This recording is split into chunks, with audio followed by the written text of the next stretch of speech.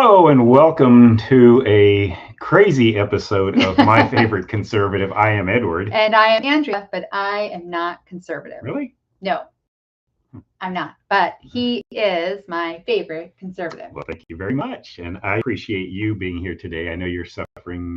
You've got a pretty bad cold, but you're powering through it. So I am. I've taken a lot of cold medicine and yeah, I'm here. We will not talk about what cold medicine does to my GI tract. That's not for this show. That is much appreciated by everybody. Yes. Thank you.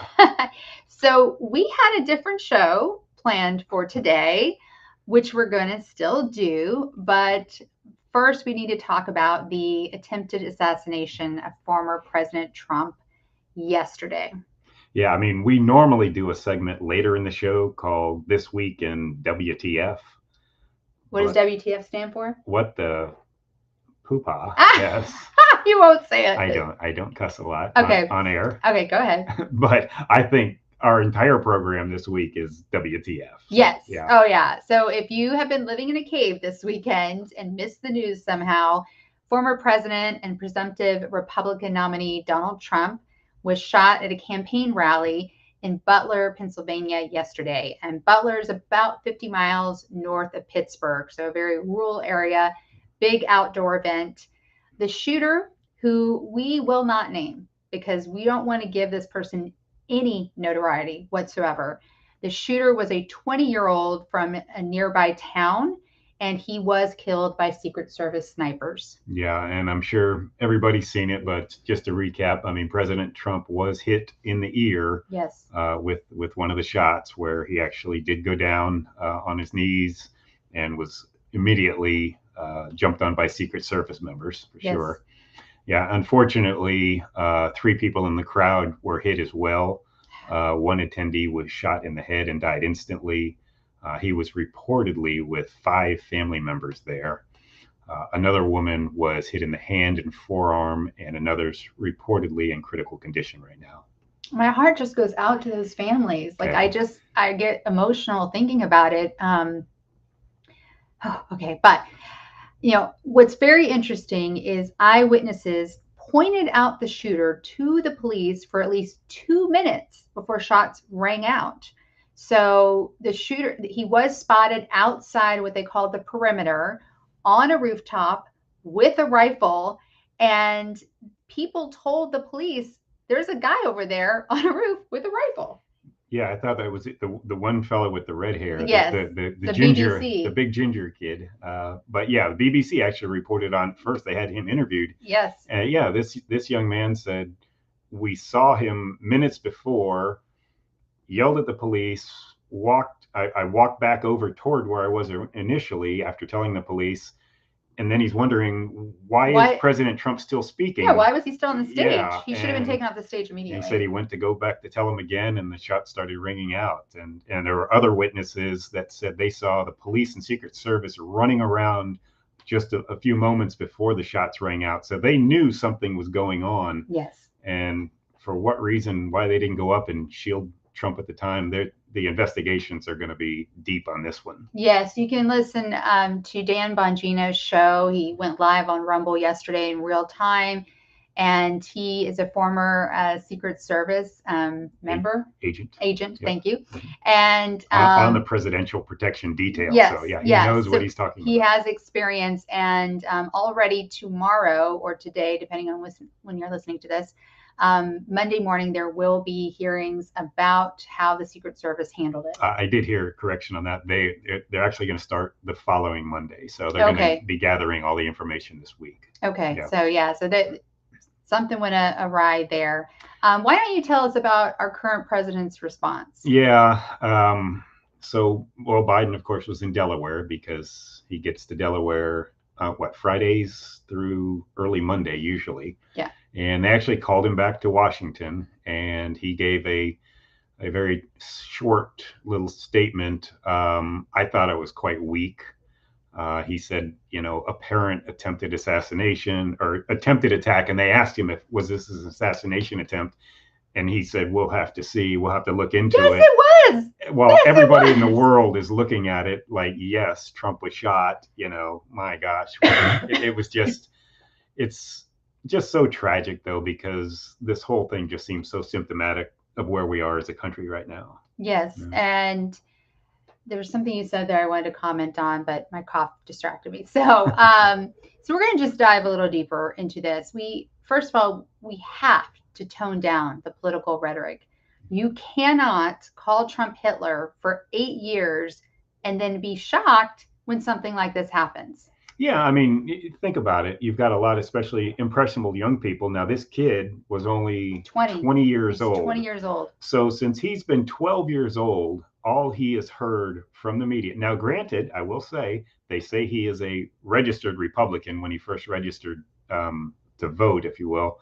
But he has given money to a group called Act Blue, which is a left-wing Democrat PAC. So I'm going to lean that this kid's from the left. There's no question about that. So he has just heard for 8 straight years that Donald Trump is Adolf Hitler. And, you know, of course, the mindset says, well, we can't let Hitler come to power and we should do everything we can to stop him. Yes. So let's give some examples of what we mean by political rhetoric. So Biden said on July 8th. Yeah. What are we talking? Less than a week ago. Yes. He said, we're done talking about the debate. It's time to put Trump in the bullseye.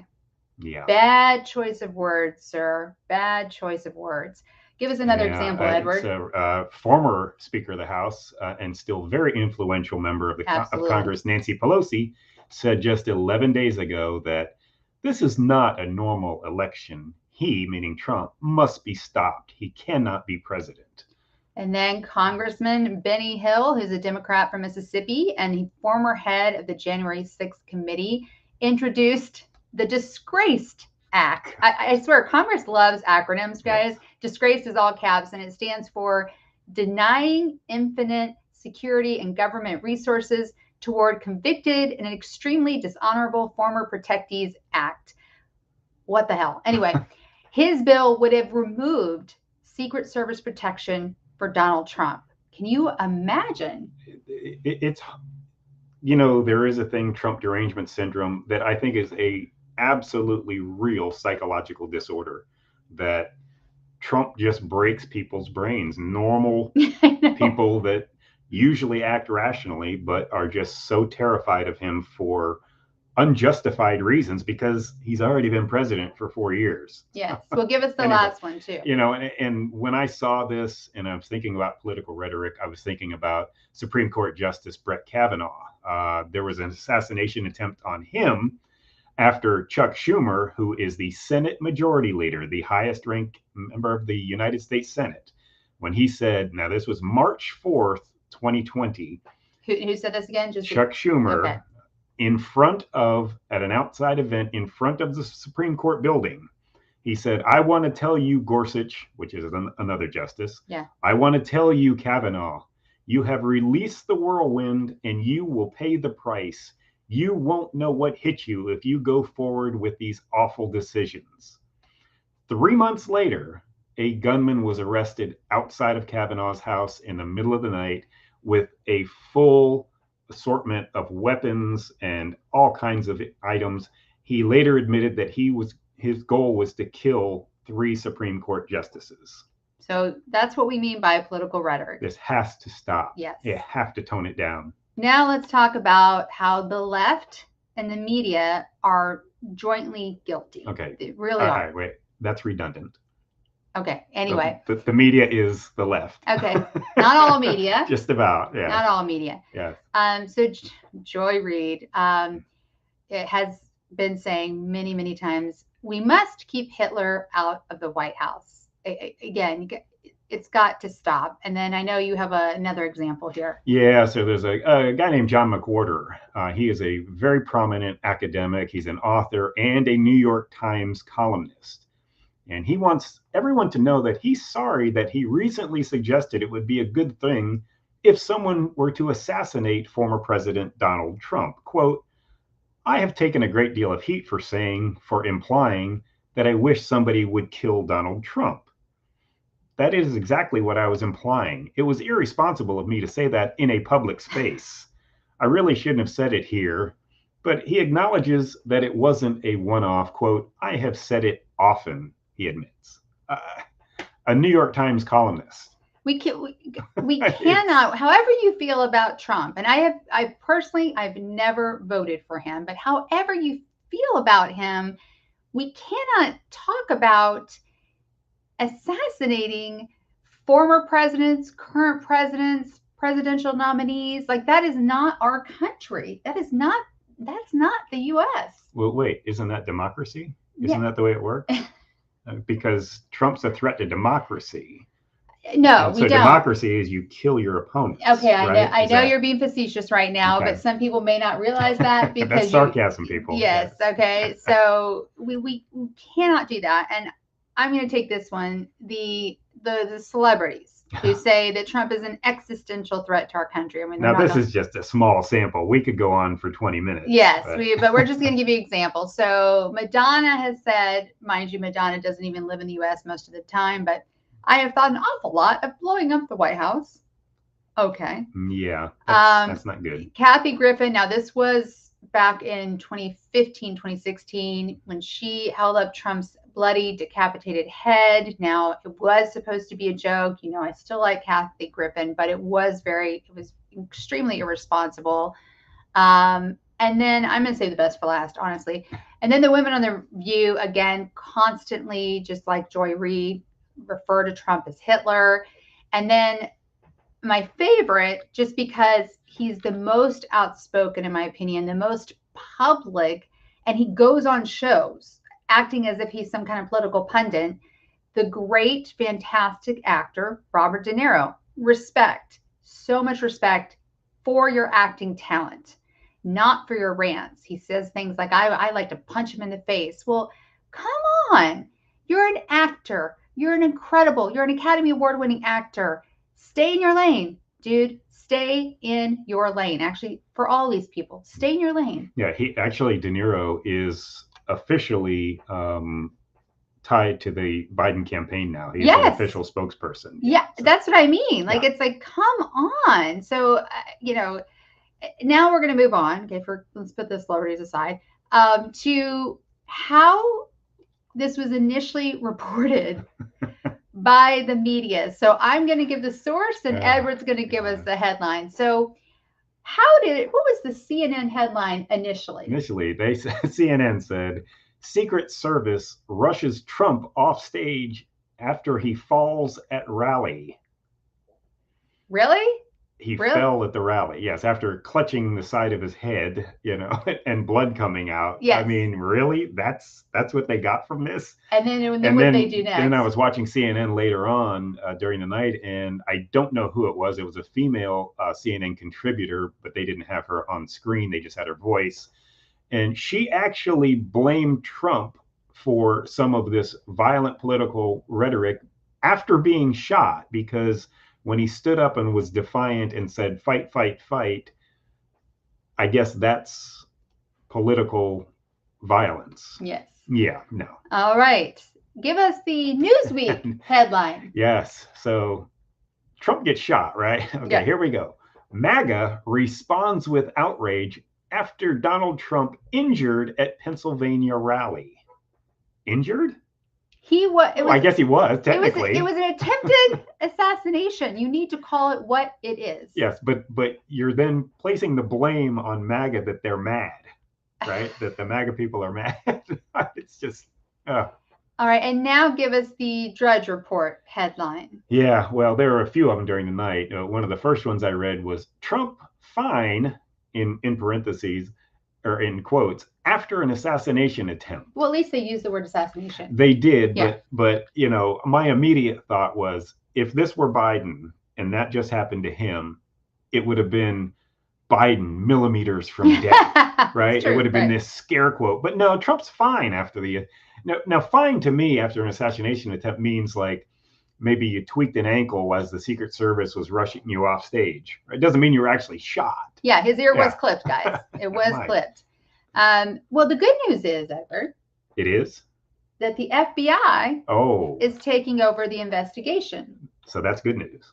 Yes, because we're going to get answers by 2030. Yeah, maybe. Yeah, exactly. So the FBI in the last 8 years has just gone completely downhill. They've become an absolute partisan institution, dominated by left-wing politics.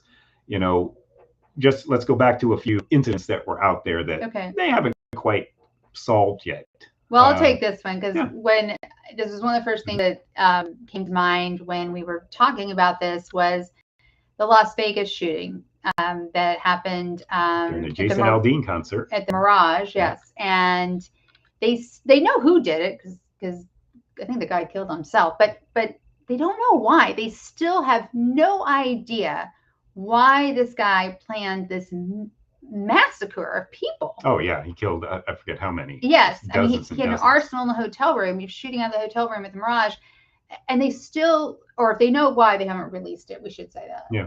Okay. Well, let's look at another gem the FBI is still working on. Yes. This was the January 6th pipe bomb. So a pipe bomb on January 6th, which of course is the worst day in American history ever. Pipe bombs were placed in front of the RNC headquarters and the DNC headquarters in broad daylight. They were supposedly cleared by Secret Service, and yet there was still a bomb there.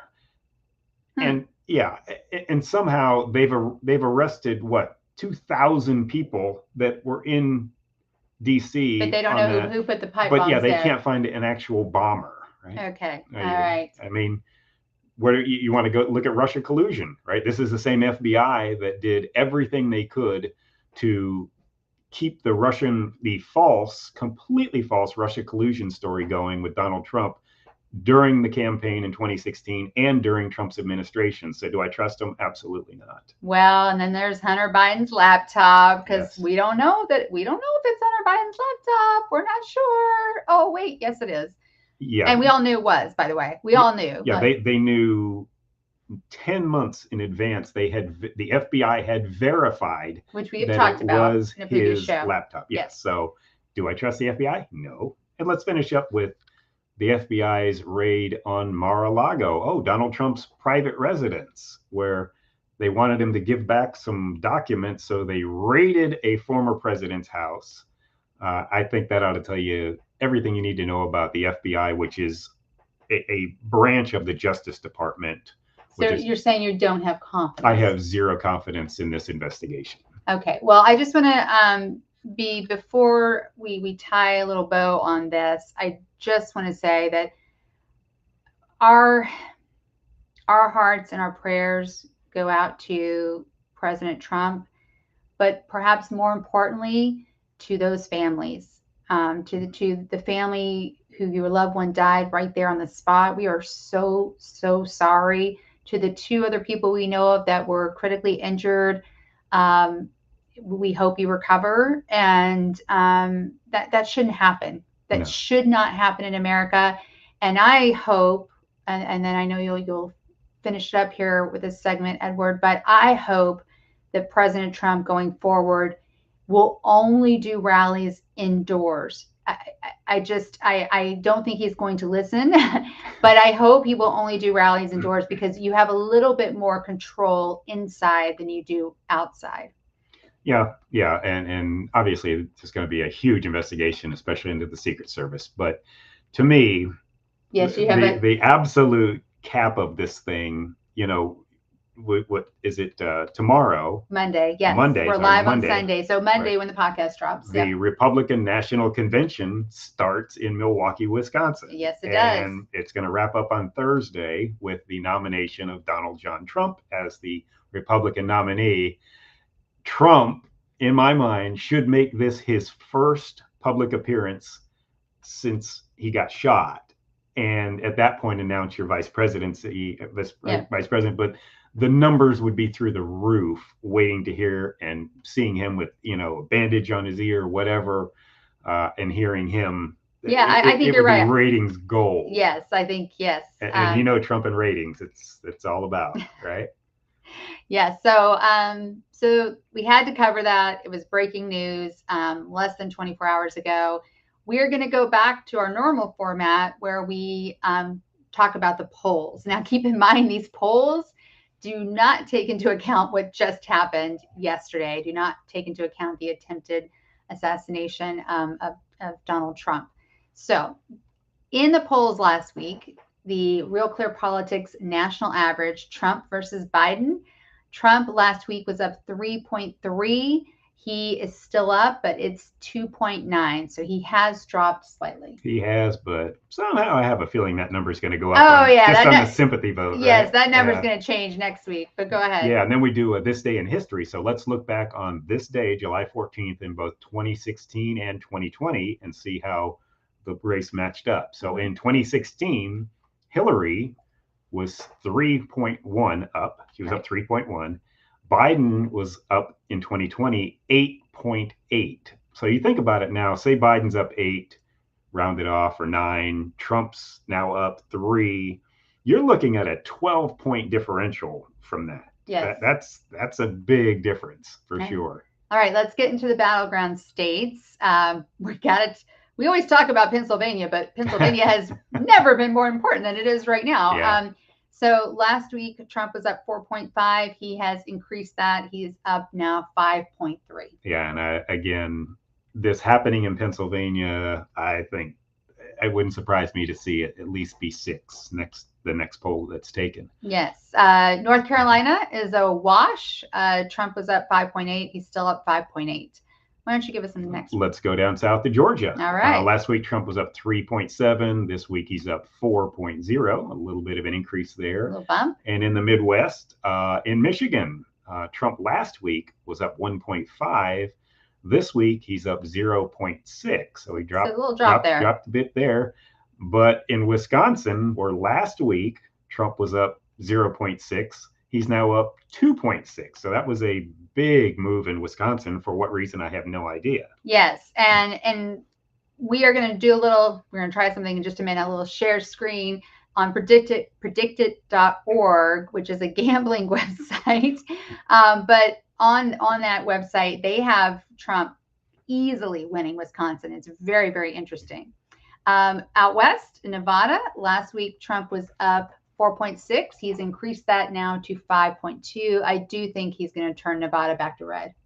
I hope so. I think he will. His best move out there is no tax on tips. So how many people in Las Vegas make their living off of tips? Oh, yeah. Right? That's huge. So, yeah. Anyway, let's finish it off in Arizona. Last week, Trump was up 5.4, and he remains at 5.4, well outside the margin of error. Yes. So what's really interesting is that Biden and Trump were neck and neck. I don't know if it's neck and neck or neck to neck, but neck and neck with the gamblers on predicted.org until the debate on June 27th. So trying something new here. Going to share a screen. I just want to show you guys, if you're listening to the podcast, go to YouTube or go to, I don't know. Go to YouTube, go to Rumble. But anyway, so I'm just going to talk you through. So you can go to predicted.org, predicted.org.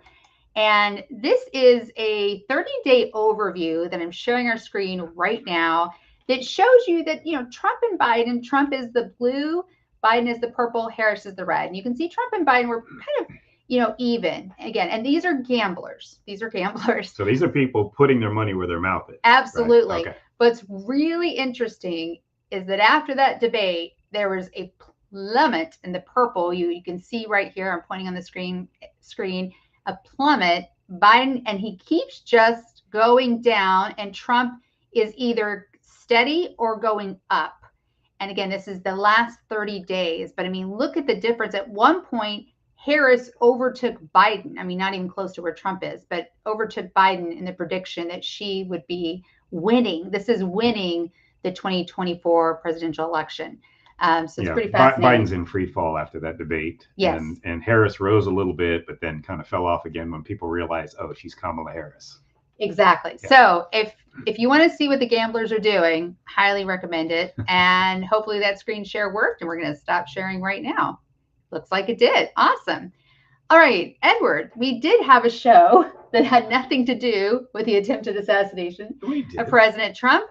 We're going to talk about, it was called a big boy press conference. Yeah, some member of the media dubbed it that, and the White House grabbed it and said, "That's Joe Biden's going to have a big boy press conference." Which, why would you do that? Like, why would you say that? It just makes it sound so juvenile. When people are worried that your candidate is losing his mental faculties, and you're saying, "Oh, you're a good big boy, yay!" Yes. Yeah, so. All right, so let's do a recap of it. So this was a presser after the NATO meeting in Washington. Yeah, not usually a well-attended event. Like he talked about, here's what we're doing with NATO, blah blah blah blah blah. But again, this was after the debate. This was after Biden's interview with George Stephanopoulos, which didn't go well. Which we covered last week. Yes. 24 million people tuned in to watch a press conference about NATO. Yeah, which never happens. Never happens. So he introduced Zelensky as Putin earlier that day. Yes, he said, I think the quote was, "Now I'd like to introduce the president of Ukraine, Mr. Putin, President Putin." And the looks on the cabinet's face, they were sitting in the front row. They were like grabbing their faces. You could see their chins just drop. Yeah. Like, oh no. So yeah, he tried to weasel his way back out of that one. But there's a better one. Yes. So let me do it, please. He called Trump his VP. Yes, Vice President Trump. He said it twice. Well, yeah, when I brought on Trump to be my VP, she would do a great job. And God Almighty. Okay, we did watch this live as well. So let's talk about the voice thing. And he did the very creepy whisper thing. Watch me. Yeah. But then he would raise his voice out of the blue. Yeah, all of a sudden he decided he was going to be outraged, and this was about gun violence, because we know guns are violent. They just jump up by themselves off the table and start shooting people. But he then lied and of course said guns are the biggest killer of kids, which they are not. Auto accidents are. And the only way, by the way, that they get to that number is you're still considered a child if you're up to 19 years old now. Oh, so yeah, if you take that out of there, no. Okay, so I think the question on everyone's mind is, especially if you did not bother to watch this, we don't blame you. Did it help him or hurt him? And we haven't discussed this, by the way, guys. If anything, I think it hurt him a little bit more. I watched like MSNBC afterward and listened to him the next morning, and they were just raving about his amazing ability to put the world stage in focus and explain in detail to people. And I'm like, what press conference were they watching? But yeah, they thought it was great. So they were just being sycophants. Yeah. CNN, I will give them credit. They are actually doing a little bit of journalism now. I think they got the word that we need to get rid of Joe Biden, so they're coming down a little bit harder on him. But to me, it was a net loss for him, and I think you saw it in the polls. What about you? I think it was a wash. It didn't help him. It certainly did not help him. I mean, you can't call Zelensky Putin, and you can't call Trump as your VP. You can't do that. But I don't actually think it hurt him very much. What I would like to do is go back to predictit.org. They should hire me, by the way, as a sponsor, or they should sponsor our show. Just putting it out there. I would love to go back and look at that specific day and see if there was a change in how the gamblers were gambling. But I don't think it really hurt him because most people didn't watch it. Well, there were 24 million people watched it. So, I mean, that's what's huge. And the problem for me, or the problem for Joe Biden, is that every single movement that he does now is going to be. It is on social media. That's true. It's everywhere. And it's just going to be examined, to the nth degree by everybody. And especially if you're on the fence, I think the big question for a lot of people after this and after the debate and everything else is, do you really think Joe Biden can go 4 years? Yeah. You're watching the mental decline happen so rapidly. So I wanted to mention, by the way, yes. Andrea, is going to be out of town next week in Hawaii. For work. Yes. However, yes, that's a nice place to work for a little bit. So we will have a pre-recorded show for you. Yes. I thought right now, since we're going to be out, let's play a little Veep stakes. Veep stakes? Yeah, because we don't know who Trump's going to pick. Right. And by the time we get back he will live in 2 weeks, we're already going to have it. Okay. So why don't we go over a few people? Okay. All right. So first up, J.D. Vance, Senator from Ohio.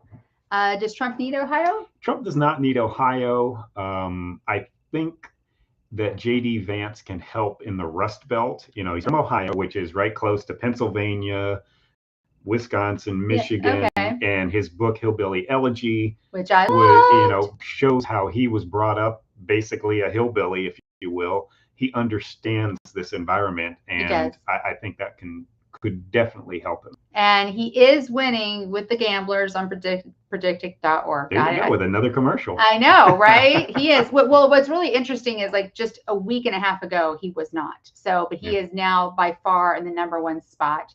I would be very happy with J.D. Vance. I have a lot of respect for him. You're an author and he's an author. So yeah, I love his book. I unfortunately relate to his issues with his mother. We have very not exactly similar childhoods, but definitely our mothers had the same issues. I have a lot of respect for J.D. Vance. All right, who's up next? Doug Burgum, the governor of North Dakota. He doesn't need North Dakota. He does not need North Dakota, but Donald Trump likes rich dudes. He does like rich dudes. He loves rich dudes. I think Burgum's worth a little over $1 billion. I don't think it's going to be Burgum. I really don't. He's a little bit older. I think he's about 68, maybe something like that. But he's to me, he almost falls into the wild card. He should anyway, because he doesn't really have a track record, if you will, of doing anything on the national stage. But his name has come up a lot. And he was in the Republican primaries. Yeah. And he is #2 on predictic. Okay, I'm just going to say on the gambling website. There you go. Next up, we have Marco Rubio, who is #3 on the gambling website. I don't get this choice at all. Of these top 3, and it's been mentioned, these 3 are the top 3 people. Yeah, Marco Rubio is my least favorite. Now, I am a native Floridian, spent many, many years in Florida, and I watched Marco Rubio grow up in Florida politics. He was actually the Speaker of the House in the state of Florida before. Oh, wow. Okay. Yeah, before he launched his bid for senator and everything else. Trump doesn't need Florida. He does not. Well, I mean, he doesn't need help with Florida. No, he doesn't need help. It's pretty much in the bag. Would it help with Hispanics? Yeah. I don't think so. It will. I don't think he needs Marco Rubio to get the Hispanic vote. Well, the thing is the Hispanics are trending tremendously toward Donald Trump. Already. Biden won it by a huge margin last time, and now it's like single digits. And the only problem, though, he's got the residency thing, because he is a senator from Florida. He can't move out of the state without giving up his residency and being a state senator. Now, Trump can obviously change his. Well, let's just remind people, you can't have a vice presidential and a presidential candidate from the same state. You can, but you give up half the delegates. You give up half the electoral votes in that. Because so don't do that. So don't do it. Yeah, it's not going to happen. Let's put it that way. Next up, and I think this is not going to happen, but I know you like him, Glenn Youngkin, governor of Virginia. Yeah, I'm not necessarily a huge fan. I'm very wary of him, whether he could carry the MAGA mantle forward. Okay. He did win in Virginia. He beat a Democrat governor. You can only serve 1 term in Virginia, so that's one consecutive term. You can run again in 4 more years, again for the governorship. But again, he's another rich dude, right? But if that could help turn Virginia. Yeah. So if Trump were to win Virginia, he wouldn't have to win Pennsylvania, Michigan, or Wisconsin. Okay. It would be over. He could even lose Nevada, and it would still be over. So that's very enticing. I mean, Youngkin's somewhat very popular governor there. So that's almost one of these, boy. Okay. Could I make it go for it? All right. Tim Scott, who has been kissing Donald Trump's ass ever since he dropped out. He doesn't need South Carolina. Tim Scott, senator from South Carolina, could help with the black vote. Yeah. Trump's going to win South Carolina regardless, but yeah, going for the African American black vote. I think that's where Trump needs more help than with Hispanics. I do. Yeah, but the problem is the media portrays Tim Scott as an Uncle Tom, like they do all black conservatives, which is and they horrible. are going to pound him on this. I honestly do not want Tim Scott to be the vice president. I just don't think all I've ever heard about Tim Scott is he's got a great story. Yeah, and he does. He was raised in this incredible poverty and everything else and stuff, but got to give me more. Okay. So. All right. So we do have some wild cards here, and I'm going to save the best for last. So I want you to give us these next 3 wild cards, and then I'm going to do my favorite. Yeah. Okay. Wild card. My first wild card is Lee Zeldin. Lee Zeldin is a former congressman from New York. And he's not going to win New York. He actually ran against Kathy Hochul for the governorship. Oh, that's right. He did. That's right. He did very, very well right. in a really blue state. That's true. And that's something that always impresses Trump. If you can pull numbers, and trust me, Trump's going to make a play for New York. If things continue in his direction, he's going to go for New York and New Jersey. So it's not completely out of left field, but it's a stretch. Okay. My next one, I've got 3 of them, is Sarah Huckabee Sanders, the current governor of Arkansas and former Trump spokesperson. So she was a fantastic spokesperson. Yes, press secretary. Press secretary, excuse me. Yeah. Yes, yeah, and obviously Trump doesn't need Arkansas. Arkansas is going to go red. Sorry, Dad, it's true. But I think she would be a good Veep, actually. I don't think she's going to be the choice, but I think she would be good. I agree. I completely agree. She is conservative through and through. Yes. I would like that. And my last wild card pick is really wild. Richard Grenell.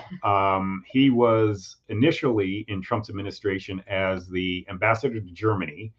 He's from California, and he was then promoted to the acting head of the DNI, which is the Director of National Intelligence. So he was put at the top job. He did an amazing job for the time that he was in office, exposing a lot of the crap that was going on. And he absolutely jumped in Trump's eyes when he did that. And wait, he's gay. So, that's one of the Trump doesn't care about that. No, but the box checkers do. Yes. And so that's he's got, I don't want to say that's an ace in the hole, but yes. All right. And here is my favorite wild card. And she is in 4th place right now on the gambling website. 4th place behind J.D. Vance, Doug Burgum, and Marco Rubio. Former Congresswoman of Hawaii, Tulsi Gabbard, who left the Democratic Party. I would love for her to be the choice because I think she would bring in independence. I think she would bring in women. You can say in a moment why you don't like her. Thank you. I love her. I don't agree with all her policies, by the way. I really don't. Like, if she still thinks that we should give college tuition to every, American, I don't agree with that. For example, I don't think every person's supposed to or needs to go to college. But I love Tulsi Gabbard. She's a serious person. She has served our country with honor. And I'm going to state it right here, live. It's going to live in perpetuity on the internet. If she's the Veep, I will run the whole block that I have to run to our voting location, our voting poll area, and I will vote for a Trump Gabbard ticket in a heartbeat. I would do it. May I? Yes. So, you're going to tear my Tulsi apart. You're going to tear my... Let's look at a few things here with Tulsi. Very attractive woman, okay, which it never hurts, right? And Trump likes attractive people. He does. That's very true. Yes, he's very superficial. Very respectful to him too. Yeah, she has been. Yes. Okay. By the way, Tulsi is a former Bernie Sanders volunteer. Yes. FYI. Mm-hmm. So you've got that. Where did that come from? Right. Yes. So Trump's main goal for picking a Veep, besides getting votes right now, is to carry on the MAGA mantle after him. Yeah. Tulsi Gabbard is not that person to do that. She's not. And to give it up just for a few votes and get the woman card and everything else, she is an active member in the Hawaii National Guard. I believe she's a captain. Is that right? Yeah. I think so, yeah. Or the Army, whatever Army. she is. She's Army. Yeah. I think she would be amazing in some sort of foreign military affairs. True. We were talking about her at the VA or something like that, right? I don't think it's going to help with the base of the party going forward after Trump, because there's no way that Tulsi's going to do a complete 180 on the core MAGA program, if you will. Okay. All right. You have another interesting point here as you wrap up. Well, yeah, this is kind of interesting. When we're talking about Biden being placed on the ticket, whether voluntarily or involuntarily, it reminded me of Trump's trial in New York, where he was convicted of 34 felonies. Right. I remember. And so if you recall, and very quickly, it was about paying hush money and the way that they marked it on the books. And that's how they got 34 felonies. But you had to tie these. They were actually misdemeanors. There were 33 of them. They were misdemeanors. But if they could find a felony that he committed, they could make all of those felony charges. They could convert them into felony charges. But wasn't there something about how he didn't even know what they all were? Well, that's where we're going. So anyway, so they go through this entire trial. The prosecution, the entire trial, doesn't tell him what that main felony charge is, so that they could upgrade these charges until closing arguments, after the defense has already given their closing argument. So Trump didn't know what he was necessarily fighting on the main charge, which right now he doesn't really know who he's going to be facing in the election. You're right. Could you be upfront a little bit with Donald Trump? Tell him what the charge is. Tell him who he's running against, right? Okay. I mean, seriously. That's a good analogy. Thank you very much. Okay, so here's what we're going to do, and this is not planned, not in the script. Oh, boy. On the count of 3, I want us to say the last name of the person that we think is going to be the Veep pick, because as you told everybody already, we won't be live next week. Okay. It will already be announced. We won't even be... It'll probably be announced on Thursday, and I'll be flying. Mm-hmm. Yeah. So, okay. On 3. Ready? Mm-hmm. Okay. Hold on. I got to look at the news. Got to look at the list. I got to look at this. Okay. All right. I know. Okay. Ready? 1, 2, 3. Vance. What? No. I want JD Vance, but I think he's going to pick Doug Burgum. All right. You heard it here first. Yeah. Vance. JD Vance. I really hope so. JD Vance can carry that MAGA mantle forward. Better than anybody that's in that crowd, except if Ron DeSantis were to be somehow in the mix. That brings me to a very interesting point. This time, 4 years ago, or whenever it was, I don't know. I've lost track of time. 8 years ago, whatever. Going into the convention, Pence wasn't even on the radar. No. He wasn't. So you make a good point about DeSantis. Yeah, it could come out of left field. Yeah. Yeah. The problem is, he doesn't need Florida, but DeSantis, to me, would by far carry that MAGA mantle way better than anybody else in the field.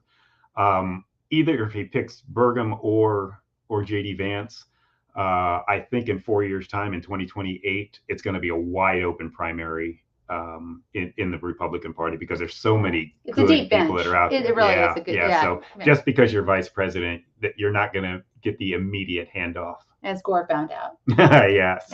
Yeah. And Biden found out when Obama endorsed Hillary, not his own vice president. Okay. All right. So thank you so much for joining us today. Please follow us on all social media. We are live most Sundays, but not next Sunday. But when we're live on Sundays, it's always at 10 a.m. Pacific Standard Time, 1 p.m. Eastern Standard Time. And we stream live on YouTube, Rumble, X, Facebook, and LinkedIn. If you're listening to the podcast, which always drops on Monday, please be sure to rate, review, and subscribe to our podcast wherever you're listening right now. And you can support our show by joining our locals community. Now, if you go on the app, you're not going to see this option. So to become a member is actually absolutely free. Okay. You go to myfavoriteconservative.locals.com. We will put this in the show notes. What was that?